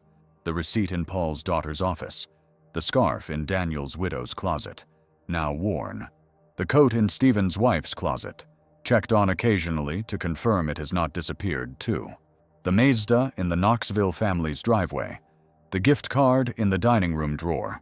These objects are what remains when the people who should have been using them are gone. The objects are not carrying any meaning in any metaphysical sense. They are simply the residue of intentions that were not completed, and in these cases, The intentions were ordinary. Dinner, a birthday, a restaurant meal for a mother, a wool scarf, a quart of milk, a package of hinges for a cabinet door, a case of protein powder. The ordinariness is the part that will not leave me. These cases are not of people who were doing anything unusual. These cases are of people who were, in the truest sense, just running to the store. Rebecca's case brings the set to 12. All 12 are unresolved. Naomi Irion's case, which I described earlier in this investigation, sits outside the 12. It is the counterexample. It is solved, and I include it only to prove that the 12 unresolved cases are doing something different from ordinary surveillance-captured abduction. If you count the Whitfield case in Hayward in 1996 as the earliest and Rebecca Weaver in Knoxville in 2023 as the most recent, the span is 27 years. 12 cases over 27 years is one case every 2¼ years. Not a high rate, but not zero. The rate is consistent across the span. There are no gaps of more than 4 years in the sequence. The cases do not cluster temporally into active periods and dormant periods. They occur at a steady, low frequency, which is itself odd. Human predators are not active at steady low frequencies over 3 decades. They escalate. They are caught. They die. They stop. They do not produce a case every 2¼ years for 30 years, with no temporal cluster and no change in method. Whatever is producing these cases has been doing so consistently for at least 27 years, possibly longer, if there are additional cases I have not yet identified from the pre-surveillance era, and shows no sign of stopping. Let me address a question that several people have asked me when I have discussed these cases privately. The question is whether there were witnesses in the lots at the time who saw anything at all. The answer is that no witness in any of the 12 cases has reported seeing the moment of disappearance. A small number of witnesses have reported nearby anomalies that may or may not be related. A woman in the Bentonville Walmart lot the morning Linda disappeared reported to her husband later that she had heard a sound like distant thunder at approximately the time Linda would have stepped off the curb.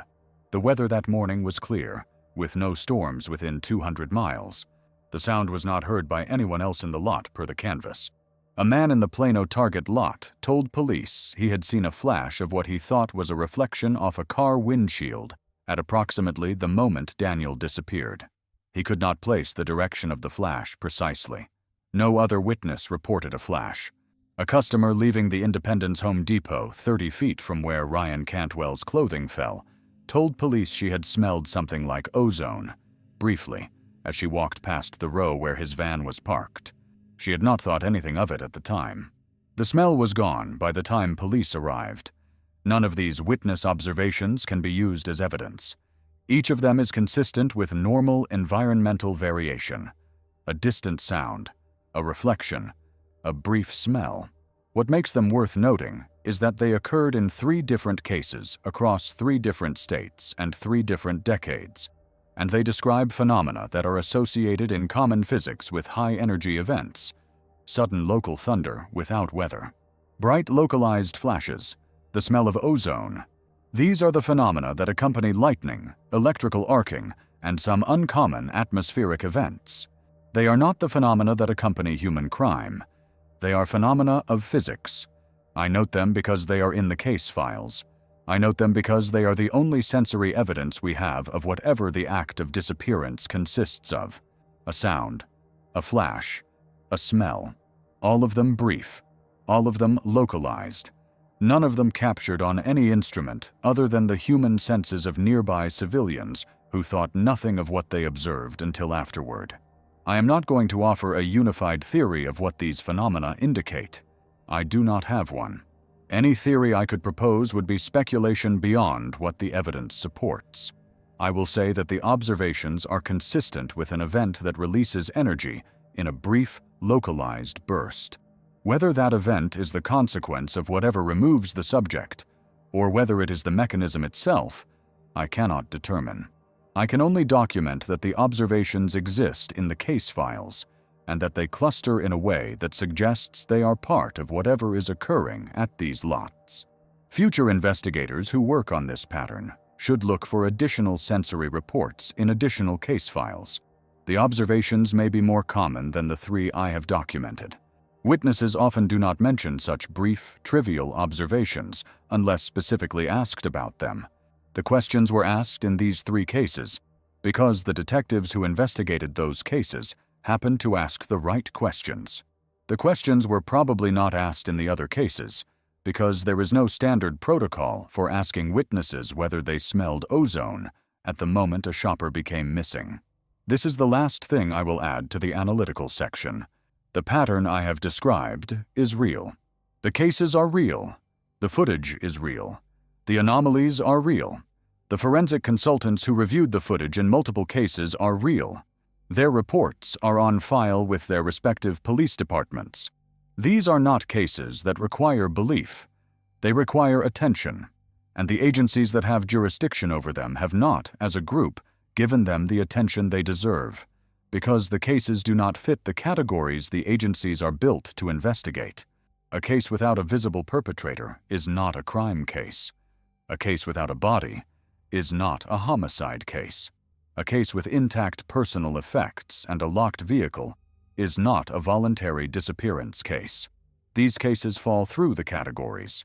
They are their own category. Someone at some point will have to create an official framework for investigating them. Until that happens, they will continue to be investigated individually by individual departments, with no shared intelligence and no systematic review.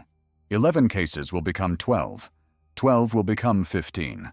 The families of the next subjects will receive the same news the families of the first subjects received. No leads. Case remains open. We will contact you if anything changes.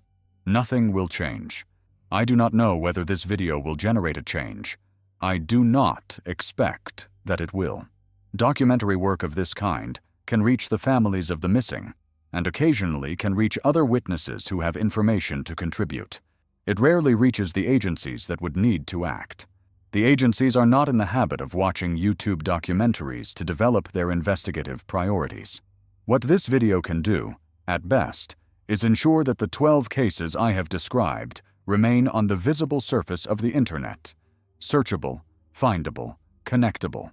If a 12th case occurs and a family member searches online for it, they may find this video, and they may recognize the pattern, and they may ask the questions I have described their right to ask. That is the most this format can do. It is not nothing. That brings me to the pattern itself. The question is not whether these 12 cases share superficial features. Of course they do. People disappeared from parking lots. Their cars stayed behind. The cases are unsolved. This is the level of pattern recognition that media and amateur investigators stop at. The deeper pattern is the one that emerges when you line up the timestamps, the lot positions, the camera behaviors, and the physical evidence. And when you line those up, the superficial coincidences resolve into something that should not exist.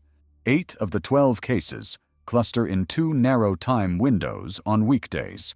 6 of the 12 cases involve footage anomalies that include missing seconds, simultaneous dropouts across multiple cameras, or frame-to-frame transitions that are inconsistent with normal kinematics.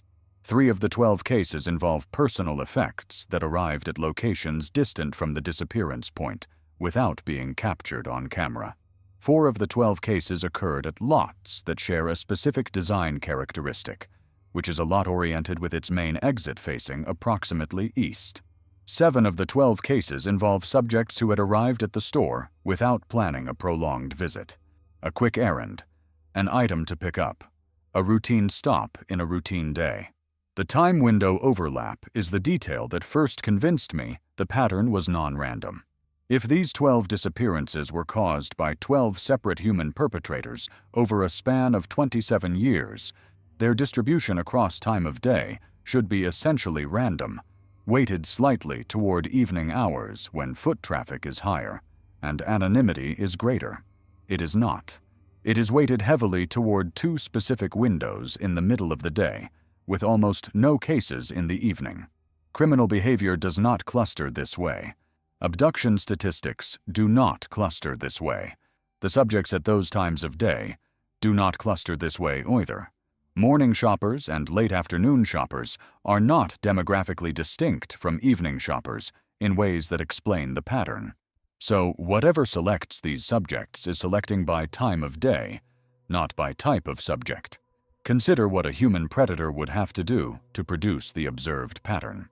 He would have to be active in specific narrow windows during weekdays across 27 years, across 7 states, across 4 major retail chains. He would have to leave no DNA evidence, no witnesses, no trace in any surveillance system. He would have to occasionally remove subjects from inside their own clothing in intervals faster than the camera's frame rate can resolve. He would have to cause 4 cameras simultaneously to lose exactly 47 seconds of footage at the moment a subject stepped off a curb in Arkansas. He would have to move 600 pounds of restaurant supplies off a parking lot in Hayward, California, during an 11-second window of obscured camera view without any witnessing vehicle being noted in the gate logs. No human predator can do these things. No organized group of human predators can do these things. No technology in civilian or government hands can do these things. So, what remains? The evidence suggests that whatever removes these subjects operates with characteristics outside the range of ordinary criminal behavior. It acts fast, faster than the frame rate of 30 frames per second used by modern digital cameras. It acts silently. Silent enough that no witness at any scene has ever reported hearing a cry, a struggle, or a sudden noise at the moment of a disappearance. It acts selectively, selecting particular subjects in particular time windows in lots with particular orientations, and it leaves physical artifacts that are inconsistent with any conventional mechanism of removal. Clothing that fell in the shape of the body that had been wearing it. Keys dropped at the moment a hand holding them ceased to exist. Footage that skipped in 4 cameras simultaneously. Items placed on shelves without any camera capturing their placement.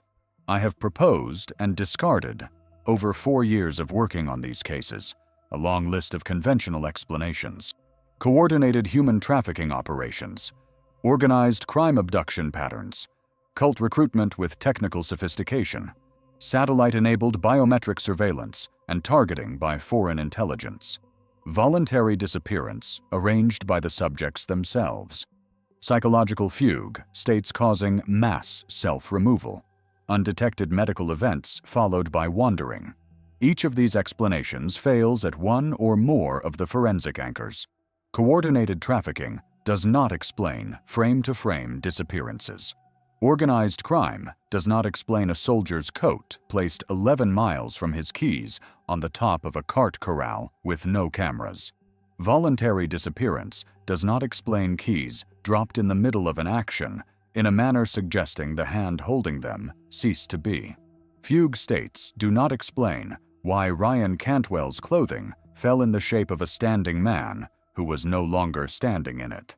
Medical events do not explain any of this, because medical events leave bodies. What this pattern indicates has not been addressed by any official review of the individual cases.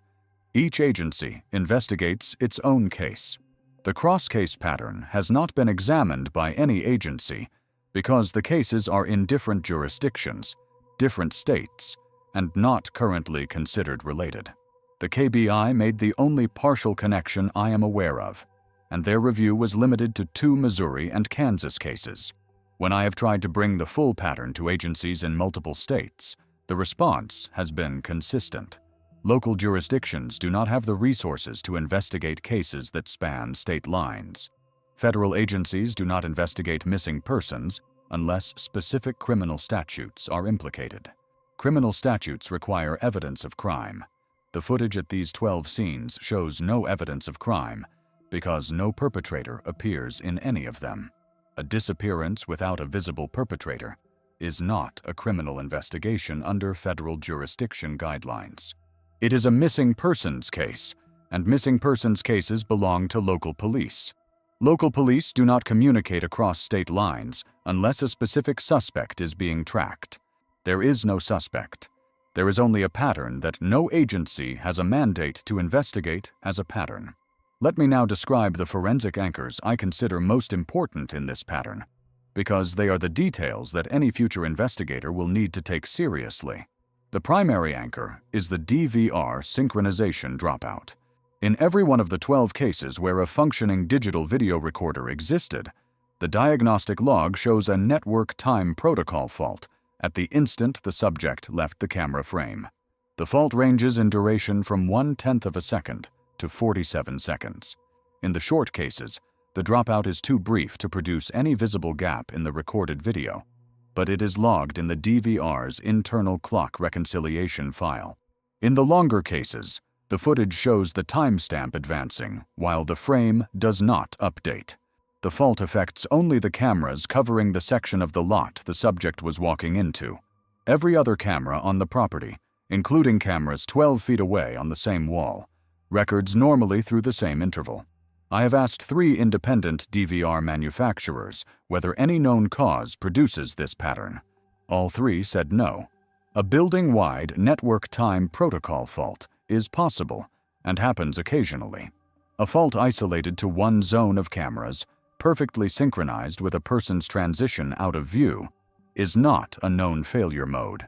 The 3 manufacturers used the same phrase. They said if the pattern was real, they would want to see the logs themselves. I sent them the logs. They have not responded. The second anchor is the frame rate physics. Modern parking lot cameras in American big box retail record at between 24 and 30 frames per second. That frame rate is sufficient to resolve any ordinary human motion. A person sprinting across a parking lot is visible across dozens of frames.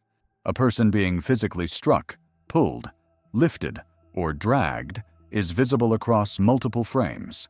A bag falling from a hand is visible across multiple frames, as I described in Daniel Mosley's case, where the target bag took 3 frames to fall 3 feet. In 2 of the 12 cases, Daniel's and Ryan Cantwell's, the disappearance of the subject occurs between one frame and the next. Between frames, 1/30th of a second. Whatever acts upon these subjects acts faster than that. Human motion cannot produce this. Mechanical motion, at the scale of a human body, cannot produce this. A human body does not accelerate from rest to a velocity high enough to vacate 33 milliseconds of video in any conventional scenario that does not involve catastrophic trauma. And there is no trauma on the asphalt. The clothing falls gently. The keys fall at the rate of gravity. Only the subject is gone, and the subject is gone in a duration that physics does not allow for a continuous object to traverse. The third anchor is the lot orientation observation. 4 of the 12 cases occurred at retail lots whose main exits face approximately east. This is not the typical orientation for American big box retail. Most retail chains orient their entrances to face the street they front, which in American road grids is as often north, south, or west as it is east. The overrepresentation of east-facing exits in this sample is statistically significant for a data set of this size. I do not propose an explanation for the orientation correlation. I note that it exists. I have checked the orientations using satellite imagery and confirmed the bearings. Paul Creswell's Jefferson City Walmart, Daniel Mosley's Plano Target, Ryan Cantwell's Independence Home Depot, Stephen Liddell's Lakewood Sam's Club. All 4 face their primary customer entrances to the east or within 15 degrees of east. The lots at which the subjects disappeared, meaning the specific section of the lot where they were captured walking before vanishing, were all east of the stores. The subjects were walking east when the footage lost them. Something about that bearing in those 4 cases correlates with the disappearances. I do not know what. I do know that it correlates. The fourth anchor is the personal effects distribution. In 3 of the 12 cases, personal items belonging to the subject were recovered at locations distant from the disappearance scene. Stephen Liddell's coat, found 11 miles away on top of a Walgreens cart corral. Caroline Tidwell's yellow plastic bag with the hinges, found 180 yards away on top of a Home Depot cart corral. A set of keys belonging to a subject in an earlier case I did not describe in detail, found in a church parking lot 17 miles from the Costco where she had been last seen. The distribution is specific. The items appear on elevated surfaces, in cart corrals, or on top of low walls or on benches. They do not appear on the ground in random orientations. They are placed. The word I avoid using, but cannot entirely avoid, is displayed. The items are displayed, or they are at least positioned, and they are positioned in locations where they will eventually be found, not in locations where they are being concealed. Whatever takes the subjects, or whatever is associated with their taking, also leaves a visible record in the form of returned belongings placed where people will see them. This record is not random. No human explanation I am aware of produces this behavior consistently across multiple cases spanning decades and states. Now take the 4 anchors together. Anchors. A synchronized DVR dropout in the cameras covering the subject's path, logged in the diagnostic file in terms no known hardware fault produces. A disappearance that in 2 cases occurs between video frames at speeds inconsistent with biological motion. A geographic bearing correlation in a subset of cases. A consistent pattern of personal effects being positioned for discovery at distances the subjects could not have traversed on foot. These 4 anchors, individually, could be dismissed as curiosities of small sample size. Together, they describe a phenomenon. The phenomenon does not match conventional criminal activity. It does not match conventional psychological or medical profiles for voluntary disappearance. It does not match the capabilities of any known surveillance, abduction, or human trafficking organization. It matches no category of human activity I am aware of, which leaves the question of what category it does match. I do not have an answer to that question. I can only describe what the evidence indicates, which is that something capable of these observations is present at these lots, at these times of day, and occasionally removes a subject from within an otherwise ordinary sequence of actions. I want to be careful about what I am and am not claiming here. I am not claiming these disappearances involve intelligent agency beyond the human. I am not claiming they belong to categories I do not use in this work. Those categories are not part of this investigation. I am claiming that the observations in the footage, in the physical evidence, and in the temporal and geographic distribution are not explained by any human mechanism currently understood. The explanation, whatever it is, must be a physical process. It must obey some laws. We just do not yet know which laws. We do not have a name for what allows a man to vacate his own clothing in under 33 milliseconds. We do not have a framework for 4 cameras losing exactly 47 seconds of footage in simultaneous coordination at the moment a woman steps off a curb. We do not have a category for a plumber's keys dropping from a hand that no longer exists while the door of his own van stands open beside the falling keys. These events are in the footage. The footage was taken by cameras that were functioning, recording to storage media that was intact, and reviewed by professionals who could not find any technical error to blame. The events are on the tape. The events just happened, and we do not know how. Turning from the pattern back to the individual cases, I want to return briefly to Paul Creswell. Paul was the first case I reviewed. He was the case that generated this investigation.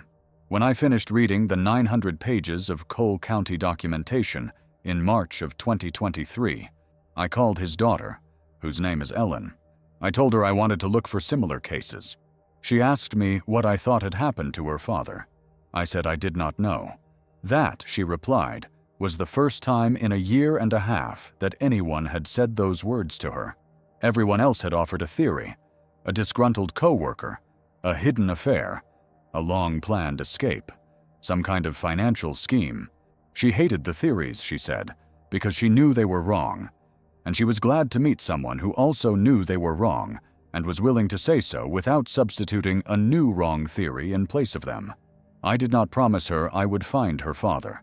I told her I would document what the evidence showed. Over the next 19 months, I traced 10 additional cases that fit the same profile. I filed public records requests in 7 states. I interviewed 3 retired detectives, 2 active FBI agents speaking on background, a forensic video analyst, and 11 family members of missing subjects.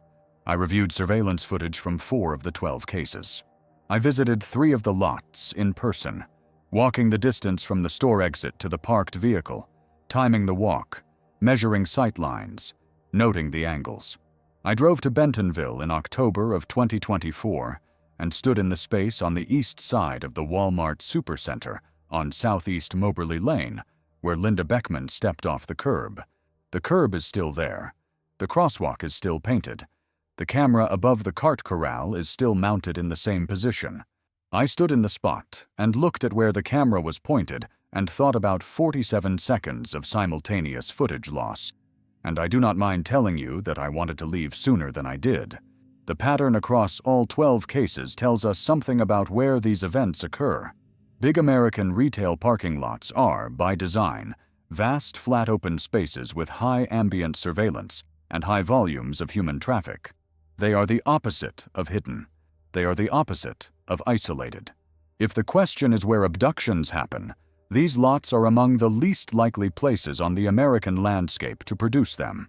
Statistically, abductions occur in residential areas, in vehicles, at bus stops, in places where visibility is lower and witness density is lower. Walmart parking lots are statistically among the safest places in the American commercial landscape for a woman walking to her car during daylight hours on a weekday. And yet, these 12 cases occurred there. Whatever mechanism produces them does not behave the way a human offender behaves. A human offender selects low visibility. This mechanism selects high visibility and is not detected by it. When I sit with this pattern long enough, what comes to mind is not fear. It is something closer to the specific weight of unresolved grief. 12 families are waiting for answers. Every one of those families is waiting for news about a person who has been gone for years, and in some cases for decades. The news is not coming. The news requires an explanation, and the explanation does not exist within the current categories of investigation. The agencies do not know what to do with the frame rate observations. The agencies do not know what to do with the simultaneous camera dropouts. The agencies file reports that say the case remains open and await further information. No further information is arriving. Nothing new is being generated at these lots because whatever selects subjects selects them rarely and then disappears for years at a time. The next case will occur. I do not know when. I do not know where. I know that when it does, the local jurisdiction that investigates it will not connect it to the others. The family of the next subject will be told, as most of these families were, that the investigators have no leads and that the case will remain open pending any new information that might come forward. This investigation is not going to bring Paul Creswell home. It is not going to bring Linda Beckman home, or Michael Pembroke, or Caroline Tidwell, or David Freeman, or Margaret Vorhees, or Daniel Mosley, or Joseph Whitfield, or Ryan Canwell, or Helen Ellery, or Stephen Liddell, or Rebecca Weaver. It is not going to identify the source of the sync dropout. It is not going to tell me what the inside of those 17 seconds looks like. What this investigation is going to do, I hope, is put the pattern into the public record. When the pattern is in the record, the agencies that should have been looking at it will no longer be able to say they did not know. When the agencies know and still choose not to act, the families will at least have the dignity of knowing that the choice was made, rather than the comfort that it simply had not been noticed. That is what I can offer. It is not much. It is what I have. If you have ever walked out of a Walmart or a Costco or a Target and felt something wrong in the lot, something you could not name, leave a comment. If you know of a case that fits this pattern and that I have not included in this investigation, leave that comment also. I read every comment. The pattern I have described is based on 12 identified cases. There are almost certainly more. If you know someone who shops at these stores, which is everyone, share this video with them. Not to frighten them. The vast majority of customers walk to their cars and drive home without incident. But the instinct to pay attention, to keep moving, to not stop in an empty section of the lot, is an instinct that has to be protected and trusted. Paul Creswell had that instinct. So did the other 11. It did not save them. I do not know what would have. I know that the pattern I have described exists, and I know that the agencies that should be examining it are not examining it. And I know that somewhere in the United States, there is a 12-year-old child right now whose parent is going to be the 13th case, and that child is going to grow up waiting for answers that, as things currently stand, will not come. Subscribe to this channel. There will be more investigations. There are other patterns. There are other agencies that have not been looking. I am Echo 7. This is what I do. I will see you in the next one.